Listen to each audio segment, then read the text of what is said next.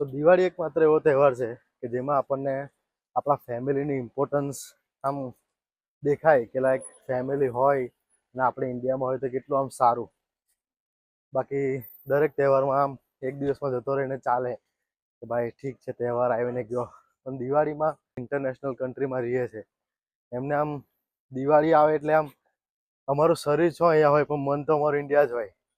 અને લોકો મેસેજ કરતા હેપી દિવાળી શું છે આમ તેમ, પણ આમ મન ના થાય કોઈની સાથે વાત કરવાનું, બિકોઝ પહેલેથી એટલા એ થઈ ગયા હોય કે યાર કેમ અમે ત્યાં નથી. અને આજે આખો દિવસ સવારથી લઈને બસ આ જ હતું કે કેમ આપણે કેમ ત્યાં નથી એમ.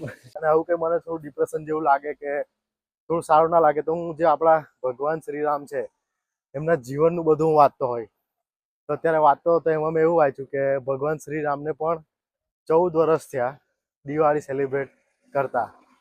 તો લાઈક એક સારી મોટિવેટ વાળી વાત છે કે એમને બી વનવાસ એમનો ભોગવ્યો 14 વર્ષને પછી એમને સેલિબ્રેટ કરી. તો આપણે બી કરીશું જ્યારે કંઈ બની જઈશું. જેટલા બી લોકો અત્યારે ઇન્ડિયામાં છે એમની ફેમિલી સાથે છે, તો મેક શ્યોર કે ફેમિલી સાથે ફોટા પડાવજો, સેલિબ્રેટ કરજો અને મેમરીઝ બનાવજો. ખાલી મેમરીઝ જ એવી વસ્તુ છે જે આપણે ઉપર લઈને જઈશું અથવા ફોનમાં રાખીશું તો જોઈને સેલિબ્રેટ કરી શકીશું એ ફેસ્ટિવલ બીજી વાર.